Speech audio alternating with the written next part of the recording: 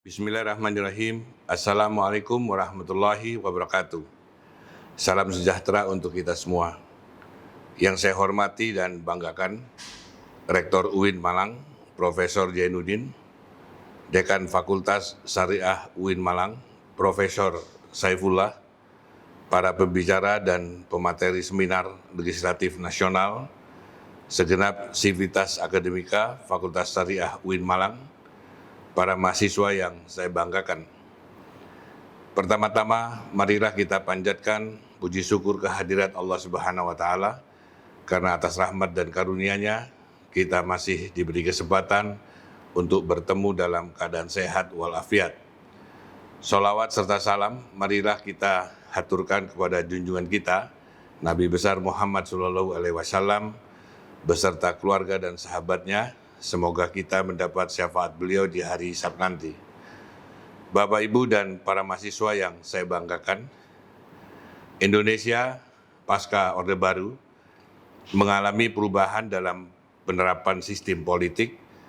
Disebutkan bahwa Indonesia memasuki sistem politik yang lebih demokratis, salah satunya ditandai dengan jaminan kebebasan berekspresi dan berasosiasi untuk mendirikan dan atau membentuk partai politik.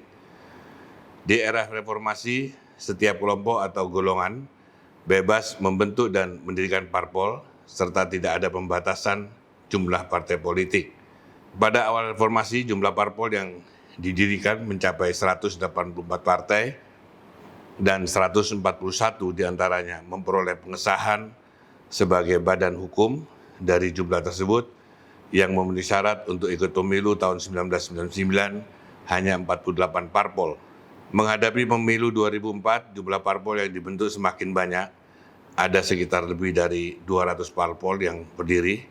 Dari jumlah parpol sebanyak itu, hanya 50 parpol yang memperoleh pengesahan sebagai badan hukum dan hanya 24 parpol yang ikut pemilu 2004. Pada pemilu 2009, jumlah parpol yang dibentuk sekitar 132 partai dan sekitar 22 partai politik lolos verifikasi sehingga dapat ikut pemilu, ditambah dengan 16 partai politik yang terdiri atas 7 partai politik yang lolos electoral threshold 3% dan 9 partai politik yang mendapat kursi di DPR.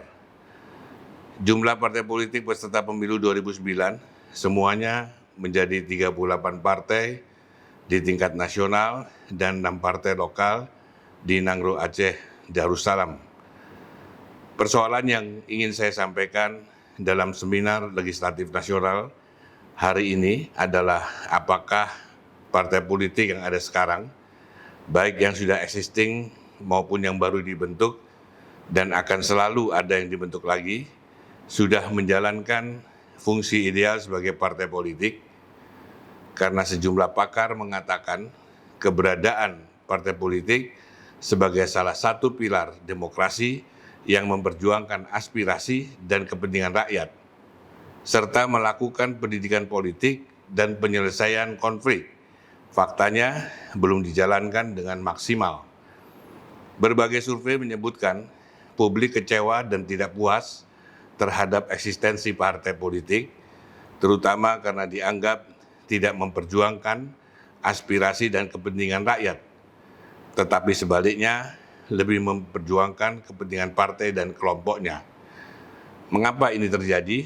Ini terjadi karena partai-partai politik belum mampu memainkan dan menjalankan fungsi-fungsi yang dimiliki dengan optimal. Partai-partai politik tidak memiliki kemampuan dalam mengerahkan dan mewakili kepentingan warga negara maupun dalam menghubungkan warga negara dengan pemerintahan. Kondisi seperti itu ditambah pula dengan persoalan kelembagaan partai yang belum terwujud dengan baik, yaitu kekokohan partai politik sebagai bagian dari alat perjuangan masyarakat. Seperti dikatakan Samuel Huntington, bahwa suatu sistem kepartean disebut kokoh kalau ia mampu menyerap dan menyatukan semua kekuatan sosial dengan membentuk saluran-saluran kelembagaan yang diperlukan guna menampung partisipasi politik. Untuk itu diperlukan dua syarat. Pertama, memastikan rakyat memiliki saluran partisipasi politik melalui jalur partai, sehingga tidak terjadi parlemen jalanan atau kekuatan pressure group. Kedua, mampu secara tepat menyalurkan partisipasi masyarakat melalui sistem politik yang dijalankan partai. Agar partai politik bisa mewujudkan itu, diperlukan 5 syarat. Yang pertama, stabilitas dalam kompetisi antar partai dalam suatu sistem yang terlembaga. Partai politik memegang peran utama dalam pemerintahan dan posisi partai politik tersebut telah stabil. Kedua, akar partai di masyarakat. Partai politik yang melembaga akan berakar kuat di masyarakat dengan rata-rata masyarakat memilih partai yang sama dan memilih karena partai tersebut. Oleh karena itu, partai politik telah mengakar kuat, maka berbagai kelompok kepentingan pun cenderung berasosiasi dengan partai politik. Ketiga, legitimasi partai politik dan pemilu, karena melalui pemilu yang legitimate, partai politik dianggap sebagai institusi demokrasi yang penting dan dibutuhkan. Keempat, sumber daya partai politik telah mencukupi, baik secara materi maupun sumber daya manusianya. Kepemimpinan partai tidak dibayangi oleh kepentingan pemimpin secara individu dan proses kelembagaan berlangsung dengan baik. Terakhir, demokrasi internal di tubuh partai serta platform ideologi partai yang jelas. Bapak, Ibu, dan para mahasiswa yang saya banggakan, terus terang fakta yang terjadi di dalam internal partai politik di Indonesia lebih banyak terjebak dalam bentuk oligarki dalam proses pengambilan keputusan strategis. Kecenderungan selama ini menunjukkan pengambilan keputusan partai politik bersifat tertutup dan hanya ditentukan oleh sekelompok kecil elit partai. Keputusan tertinggi biasanya berada pada seseorang atau sekelompok kecil elit partai saja. Persoalan mekanisme internal dalam pembuatan keputusan dicirikan dengan sentralisasi dalam pengambilan keputusan. Peran pengurus pusat masih dominan dan terkadang berbeda dengan aspirasi daerah, terutama terkait dengan pelaksanaannya fungsi-fungsi partai, seperti fungsi rekrutmen politik, komunikasi politik, artikulasi dan agregasi kepentingan, serta fungsi penyelesaian konflik internal. Bukan rahasia lagi bila para anggota DPR harus belok kanan atau belok kiri berdasarkan perintah fraksi yang merupakan kepanjang tangan partai politik, di mana keputusan itu lebih banyak ditentukan ketua umum atau elit pengurus di tingkat pusat. Ini yang terjadi sehingga publik merasa tidak punya harapan yang kuat kepada para legislator di gedung DPR RI. Sehingga ada kelakar yang menyebut bahwa wajah dan perjalanan legislasi nasional bangsa ini hanya ditentukan oleh 9 orang ketua umum partai politik yang memiliki kursi di Senayan. Dan kelakar ini bukan sekedar kelakar, tetapi faktanya sejak amandemen konstitusi tahun 1999 hingga 2002, partai politik mendapat ruang politik yang sangat besar dan kuat dalam menentukan arah perjalanan bangsa ini.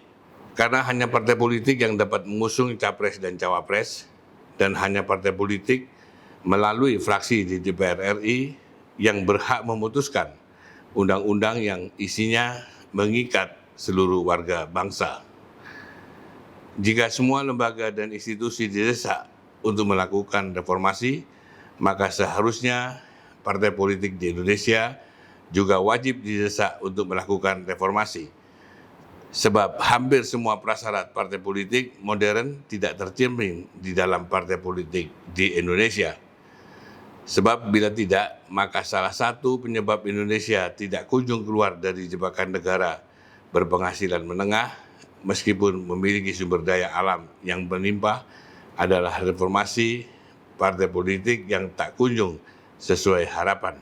Sebagai penutup materi kali ini, saya ingin kita belajar dari kasus Korea Selatan dan Korea Utara. Dari sisi geografis, dua negara itu banyak memiliki kesamaan. Sumber daya alam yang dimiliki pun tidak jauh berbeda. Perbedaan yang mencolok di antara dua negara itu adalah kesejahteraan rakyatnya. Korsel merupakan salah satu negara maju dan kaya raya, sementara Korea Utara adalah negara miskin, rakyatnya masih membutuhkan bantuan internasional untuk mendapatkan makanan.